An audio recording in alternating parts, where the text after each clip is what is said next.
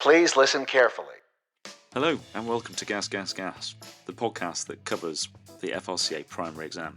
We're going to fit into your day and give you as much of your life back as you could possibly imagine. I'm here to make your studying easier. Listen to us on your commute, in the gym, in the shower, or when you're ironing your scrubs. Expect facts, concepts, model answers and the odd tangent. Check out the show notes for all the detail and remember to follow the show so that you never miss an episode. Let's get on with it. How are we doing today? I'm not too bad, you know. I've been doing some bits of Viva practice here and there, so breaking me down before I build myself up. And just excuse my voice today, Tom. It's a bit hoarse. I've had a bit of a cold over the last week or so, and it's just about getting better. But that's enough about me and my sorrows. I'm sure you're full of sorrows yourself. Oh, well, you know, everyone's had a bit of a cold these last few weeks, I think. Yeah. So tighten your belt, Tom, and we will get started with your physics and equipment Viva. Are you ready for action? Okay, Tom. What is oxygen? Oxygen is a gas made up of two covalently bonded oxygen atoms, found at a concentration of about 21% in atmospheric air. It has critical temperature of around minus 118 degrees Celsius, and so it is above its critical temperature at normal conditions or at standard temperature and pressure. It's critical for biological processes, in humans in particular, and is essential for generation of cellular energy for many various processes. It's important stuff. How is it stored in the hospital environment? So, oxygen can be stored in two main ways in the hospital: within portable cylinders and within a large oxygen manifold storage container, which is specially designed to allow large volumes of oxygen to be piped to various locations in the hospital. That storage container has to be kept at high pressure and low temperature in order to allow efficient storage of oxygen. So the temperature is kept below oxygen's critical temperature, and I believe normally minus 150 to 180 degrees Celsius is standard. This allows some of the oxygen to be kept as a liquid under pressure, and it's usually stored at a pressure of... It's about 700 kilopascals or 7 bar. With some suggestions it could be up to 10 bar. It's piped into the hospital at around 4 atmospheres of pressure, and this is done by a series of pressure reducing valves. There's also a pressure blow-off valve kept within the system to make sure that the pressures don't reach unsafe levels if there's either a problem in the system or high temperatures of the storage system are reached. The whole thing's kept within a vacuum container as well to stop heat from entering the container and allow for efficient storage. And how can you ascertain how much oxygen remains in your vacuum insulated evaporator? So the only way the way that's done in practice is by weighing the whole container, because that will give us a reliable measure of how much oxygen is there no matter what the state of the oxygen within the container. Excellent. You mentioned VIEs as a way of storing oxygen. Brushed along with manifolds, what's the difference between a manifold and this oxygen storage tank you described? Yeah, I think I used the word manifold incorrectly. A manifold is a system that connects multiple containers or cylinders of gas in order to transport the gas efficiently from those multiple sources, whereas a VIE is contained within a vacuum and is usually one large container. And manifolds are often present to back up a VIE in case something goes wrong. You mentioned blow-off valves and high pressure, and that's when the tank gets too hot. What might occur if the tank actually gets too cold? If the tank becomes too cold, pressures within the system can drop and supply of oxygen will be impaired. It's unlikely that the entire container would reach too low pressure, but with decompressing and moving gas, pressures can drop in various parts of the system, and there are heating elements contained to ensure that adequate pressure is maintained in various parts of the supply system. So, what's the difference between all this stuff and the cylinder of oxygen you might have to transport a patient? The difference between this system and that system in terms of supply from our point of view is that it is, in practical terms, an unlimited supply, whereas a container will be limited in the amount of volume it can deliver. And it will also be delivered at a constant pressure from the VIE, as I mentioned before, to around 4 atmospheres, whereas pressure delivered from an oxygen container, if it's not processed in some way, the pressure will decrease as the volume of oxygen within the cylinder decreases. There's a number of other gases that are piped around the hospital. What safety features are present to avoid the mixing up of gases? So, for piped systems of gas within the hospital, pipes that deliver them to medical equipment are colour-coded. So, yellow It's for air, black, guys. royal blue for nitrous oxide, and white for oxygen. There is also, on the ends of these pipes that are connected to the wall valves, there is a Schrader valve system where the collars of each gas type are non-interchangeable, so you cannot accidentally attach an oxygen line to a nitrous oxide outlet, for instance. Are there any other features to prevent you inadvertently attaching the wrong cylinder to the back of your anaesthetic machine? Yeah, in terms of the cylinder attachments, there is a pin system which works in a similar way to stop piping for one gas being attached to the wrong cylinder itself.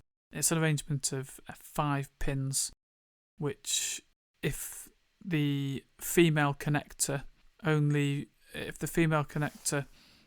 side of the attachment isn't present, then you won't be able to connect the valves together. I always remember that most of the connections have pin number 5 included, and oxygen gas has 2 atoms in, so it's pins 2 and 5. Nitrous oxide has 3 atoms in, so it's pins 3 and 5. Oh, I like that. And there's, I'll leave it there. Can't remember the other gases. Okay. Pin orientation. And how does long-term oxygen therapy? Are we piping oxygen to people's homes? So normally, if oxygen is required at home, it can be given in oxygen cylinders, but this would usually only be for people who need occasional oxygen therapy at home, perhaps for symptom management. More normally for patients who are needing long-term therapy, they would have an oxygen concentrator, which concentrates oxygen from the atmosphere and delivers it on demand, so that pressurised high volumes of oxygen don't need to be stored, and therefore the safety concerns related to that can be avoided. Although if an oxygen concentrator is running, it can lead to supernormal concentrations of oxygen within an enclosed space and associated fire. In brief, how do oxygen concentrate? I don't know. Later. Right, so moving on. What is a Wheatstone Bridge? A Wheatstone Bridge is a sensing circuit designed to map the exact resistance of a variable resistance of a sensor by arranging the resistors in parallel within a circuit. So by modifying the resistance of a known modifiable resistor until the voltage between the 2 bridges of the Wheatstone Bridge reaches 0 volts, we can determine the resistance of an unknown level of resistance from the sensing part of the circuit. Yeah, and in what situations do we use this rather clever circuit? This can be used for temperature sensing. So in a thermocouple device, we can use a Wheatstone Bridge in order to determine temperature within temperature probes. But it's fairly widely used in sensing circuits. Such as arterial line. Arterial, okay. Yeah. So it sounds like the relationship between voltage and resistance is quite important in this calculus. What is that relationship? Voltage and resistance are related by the equation V equals IR. In other words, R equals, or resistance equals voltage divided by current. Oh, that would be the one I'm after, yeah. But then, forgive me, I'm confused, but what's the difference between a resistor and a capacitor? A resistor resists the flow of electrical current in a way that's constant over time. I'm just relating the two to one another. They're relatively different. It's probably easy to say what a capacitor is.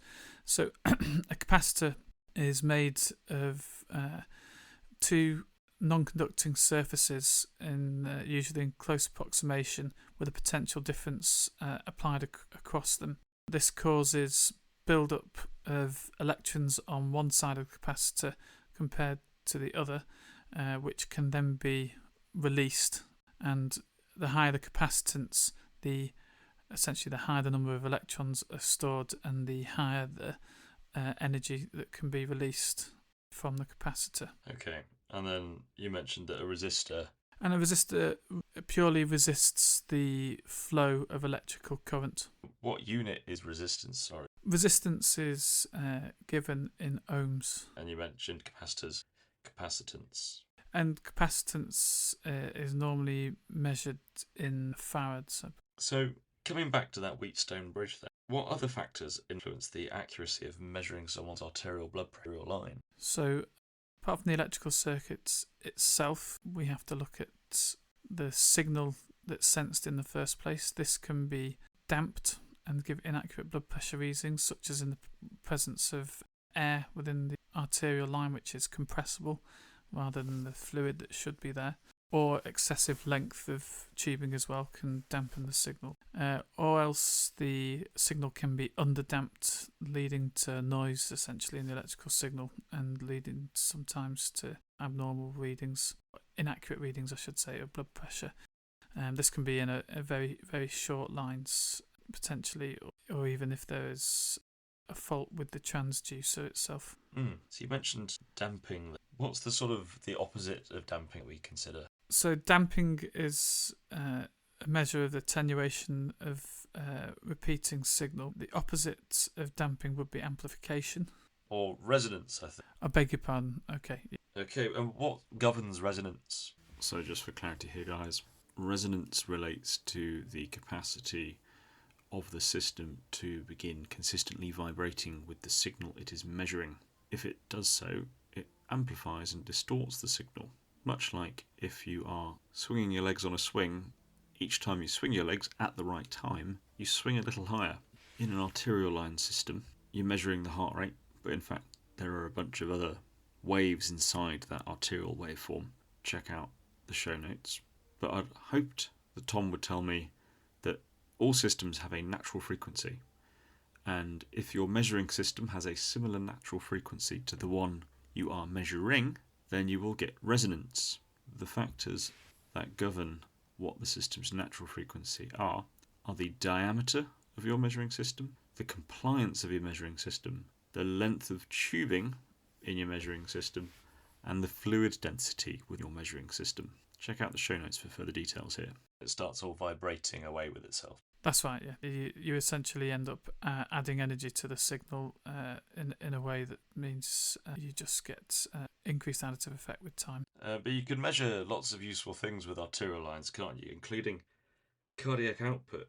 Just in these last few moments, could you talk me through how that works? So cardiac output is equal to stroke volume times your heart rate. It can be measured in multiple different ways, or it can be calculated indirectly in several ways as well. Area under the curve of arterial line trace can give us a guide to cardiac output. We can also use that area under the curve you just mentioned. Yep.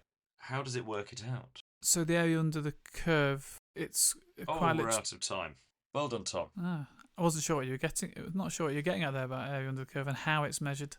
It uses Fourier transformation. It breaks it down into its component sinus waves and then calculates their area. That's how it works out, amongst all the other stuff about total resistance, Lidco.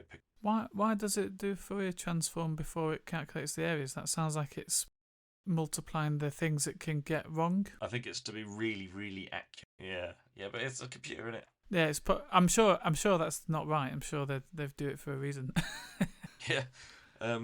So we're actually, clearly I'm being awful to you, Tom, because That was quite a lot of stuff, and we're at minute 20 odd. So technically, your physics viva is over, but unfortunately for you, your physics viva is not over. Bring it on.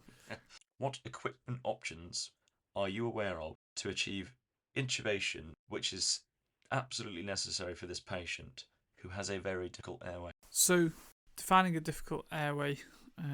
Just tell me about what equipment you might pick. Okay. So, difficult airway can begin with ventilation wanted of Tom to say unconscious was patients. video laryngoscopes or awake fibre optic intubation. He was desperately trying not to answer just the straight up question I asked. What else what might you reach for? You can always caveat these things with a few sensible clinical notes just to make sure you don't get Scooby-Dooed, but the chances are if they're asking you a closed question, want a closed answer. So, go for the money, Tom. What are you going to actually do to intubate this patient? Second part is actually getting the endotracheal tube into the trachea, and to do that you need normally a good view of the glottis and either a direct line or a traversable line that you can get your equipment down. This can be achieved. What equipment are you going to use, Tom? A video laryngoscope would help us achieve this. Yeah. Which can be, or we can use fibre optic. Exactly, fibre optic scopes. equipment, indeed. Tom took a minute to get here. What components make up your fibre optic? So, a fibre optic scope is made up of a light source, a fibre optic bundle of fibres that are inserted into the patient, and either a lens to view through on the older types of scopes, or more normally a digital display that will show the image from the distal end of the fibre optic scope. So, how does a fibre optic fibre work? The fibre optic cable itself is made up of many small fibres, typically glass fibres, whose radius is small enough to induce total internal reflection. What this means is the angle of incidence at any point within that circular fibre just reflects light back in itself, so that any light that enters the tube doesn't exit it laterally but will move all the way down to the end of the tube where the image is created. Diagram can make this a little bit more obvious, which is what I'd produce in the exam. This means that a light source at the end will produce an image that can be relayed directly to the eye onto your sensor for your digital screen. Just talk me through the structure of that tube in a little bit more detail. You mentioned one of the materials in it is glass. Yeah, and the glass is usually contained in a protective polymer around the outside, which keeps the bundles held together and protected during procedures and allows for their smooth insertion into body cavities.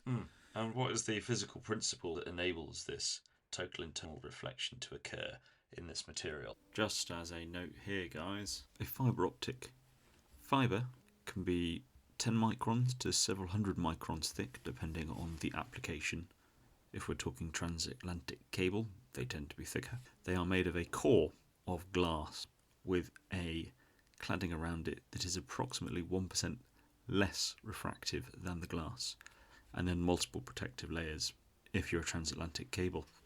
Fewer protective layers if you're a bronchoscope, because you've got to fit down someone's nose. It utilises the concept of total internal reflection, driven by the fact that these are two variant refractive indexes within the fibre. That means that all light below a certain angle, the critical angle, are internally reflected down that fibre. So you have to introduce light into the end of the fibre at the right angle. If you are just far too steep down the longitudinal axis of the fibre, it just won't make it. It has to be somewhat in the axial plane of the fibre for it to begin its totally internally reflected journey. See the show notes for more. So what's the difference between the light source that you would get for fibre optics versus the light produced by a laser? So, light produced by a laser is collimated, it is monochromatic, and it is collimated, monochromatic, and non-divergent.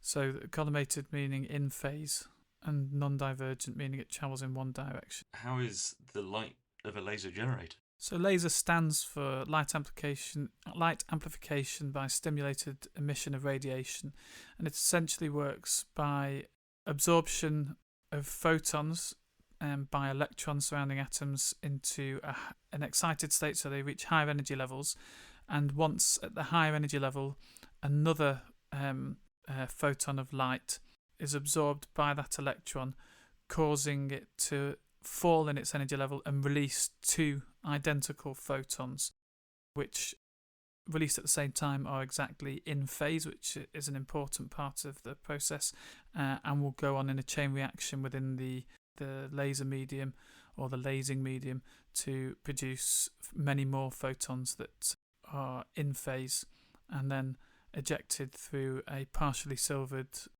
mirror in a single direction. And as I understand it, there are different sorts of lasers. Could you just approximate that for? Yes, so the lasing mediums can be used to produce laser light of different energy levels. So we have carbon dioxide lasers, argon lasers, ruby lasers, to name a small few. Carbon dioxide laser produces light at the highest frequency and therefore highest energy end of the spectrum, and can be used for cutting tissue and achieving hemostasis through cauterization at the same time. Argon lasers are at a slightly lower energy level and are used often for retinal surgery. Again, can be used to ablate tissue and cause hemostasis.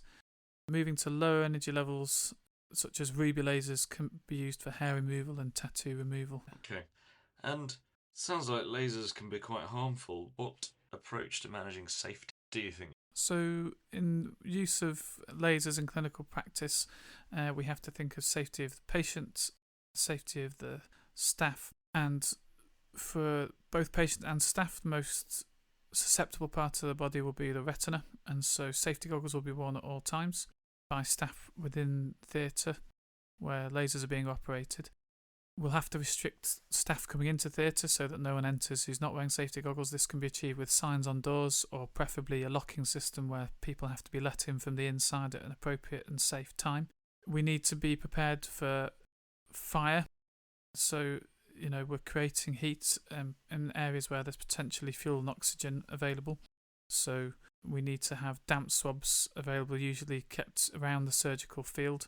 And we have to use specialised equipment that's resistant to laser. So for anaesthetist airway surgery in particular, we use laser-compatible endotracheal tubes with 2 saline-filled cuffs in order to minimise the chance of an airway disaster and airway fires.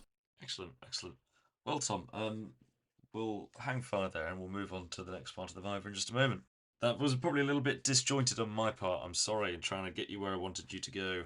No, that's all right. I mean, I think, in a way now that I'm getting used to it, people who are more realistic examining wise and move you on, in a way it sort of makes it easier for me, because sometimes you find yourself trying to fill space. I don't know if my attempt to get you to tell me about a fibre optic scope kind of just like dragged things out a bit, but it might also just reflect on the fact that you were not answering the question I asked you at the start of that. You started telling me about assessing airways, when it's like, what equipment would you want to use? Well, yeah, I think maybe the question could be worded. I think in an exam they probably... So my point was, if someone said, what equipment would you use for difficult airway? If I just said video, ringer scope and fibre optic scope, I feel like a consultant would pull me up and go, well, what about actually assessing the airway and deciding what's complex about it? Is it physiologically complex? Is it environmentally complex? Is it anatomically complex? Is it subglottal? Is it, all but we of those are in your things, physics and equipment Viva. Oh yeah, I hadn't even thought of that. Yeah, we're not in the clinical Viva or an OSCE. And I guess if I was just answering the question you asking about equipment, I should have just started listing equipment. Yeah. Things I'd want: Goodell's, OPAs, iGels, a range of endotracheal tubes, and then just say what's on the difficult airway trolley, basically. I guess in an exam they might have said, can you list some of equipment available that, to use in an emergency on your difficult airway trolley? That's a better phrase, yeah. Anyway. I loved your explanation of lasing mediums. That was cool. I was under the impression that if we're talking Wheatstone Bridge, like your art line's like the most commonly used device in healthcare that employs one. Yeah, I think you're probably right. But I will remember. So basically, I will believe you that the art line is the. It's going to be the one on the exam. Or it's certainly the one that Yeah. that people are thinking. But I was speaking to my brother about this. They use them. They usually put like 9 or 10, and if some of them are giving different readings, then they are automatically ignored and things. But I think they're pretty widely used in medical equipment. But because it's just really the clever part of the sensing. Yeah. What factors influence the accuracy of art line measurement? You could have probably structured that in like patient factors and equipment factors, just so it like sounds slicker. Yeah. So I guess it's, if you look back on that answer about the arterial line measurement, I don't think I gave very much information at all. I don't think I picked up many points, because mainly I was just concentrating on damping. So what was the wording of the question again? Can you remind me? What factors influence the accuracy of arterial? So you could say that patient-wise, wriggling around, clots on the end of the line, where the transducer is in relation to the patient. Arterial disease. Yeah, well, arterial disease would give you a different waveform, but technically MAP should be okay, unless you can't get it. But then there's damping and there's resonance, and then you could talk about someone having used a cannula as opposed to an arterial line cannula, which would give you dodgy information, non-stiff tubing, failing to pump up the bag. So just think about how the art line's actually set up, and then you could think about ways that can go wrong and give you a dodgy. Yeah, so there were a lot more things to measure there. So yeah, patient factors, clots, movement artifact, equipment factors. Has an appropriate cannula been used? Is there a problem with the transducer? Has the pressurized saline been attached, or is there backflow of blood? And then, oh no, I suppose that's it. So you could basically rock and be like, charge nurse has said the arterial line's crap, and then you go and troubleshoot it, and you probably are halfway there just by doing what you would do normally, and then you can talk about damping versus resonance, and the natural frequency of the system needs to be well away from the natural frequency of the thing you're measuring to avoid resonance. Because if your natural frequency was 60 and the patient's heart rate was 60. That's the classic one from the textbook, yeah. And then the only other thing, though, if you're getting asked how does an oxygen concentrator work, you're probably getting towards the end of that 5-minute time and they're scraping the barrel. But the buzzwords are, it's a molecular sieve, zeolite material. It has 2 columns, and one column is doing the molecular sieving whilst the other one's being heated to refresh it, and then it swaps over so that it then heats the other one. I'll watch a video. I've literally never looked at how a concentrator works, and I'm weirdly kind of interested. Yeah, it's clever. It's really clever. Okay, and then it's probably worth just swatting up on VIEs slightly, Tom, because you got all the information there, but it was a little bit, and I'm sure it's easier with drawing a diagram. Well, do you know what though? I was thinking about this. Do you know, if I sat now, I could draw you a diagram, and probably whilst drawing a diagram, I'd be able to give you the accurate figures for the blow-off valve and things, because I've drawn it multiple times when revising. However, I just know that I wouldn't have time to do that in an exam, and I'd end up missing things off and making mistakes with it, which is why I just gave you the broad strokes. But I suppose the headline things that I should get in my head are temperature it's stored at, normal pressure range, 700 kilopascal. And 700 kilopascals, and there's a step down from 700 to 500, then to 400. Is there? There's 2 steps down to pipeline. Depends on your diagram, I think. Yeah. Okay, but anyway, there's a step down valve to 400 kilopascals, and at one point there is a heating element in the system as it approaches the hospital pipeline, and it's on scales. Yeah, it's on scales. And just remembering the term VIE, vacuum insulated evaporator. Yeah, I forgot it. It's a nice question, and it's a massive big tank everyone sees outside the hospital, and no one thinks about it. Yeah. They are cool. The heater, there's a heater and there's an evaporator, because it can draw gas off the top, or it can draw liquid off the bottom, and bring it up to ambient temperature. So that's the two ways you can get oxygen. Via a pressure step down valve, yeah. When it draws from the bottom, it draws from the bottom when the ambient temperature around it drops. No, it draws from the bottom both? If it's just there's not enough pressure on the top. Oh, okay. So it takes, because liquid to gaseous oxygen, it expands 860 times. So you only let it do its thing whilst regain your saturated vapor pressure. If there's not enough pressure on the top, though, that is because temperature's dropped, isn't it? Must be. Otherwise, it would be at its SVP. Yeah. Or you've pulled loads of oxygen off of it peri-COVID, and that latent heat of vaporization means it's got so cold that actually the oxygen's not be asked to become a gas. Sorry, pal. Unlucky. So 7,000 kilopascals and 700. 700. Yeah.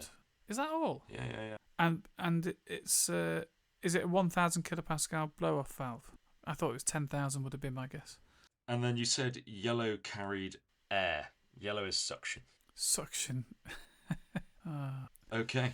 So white is oxygen, black is air. So yeah, black or sometimes black. White sometimes with black strips because the tank is white and black.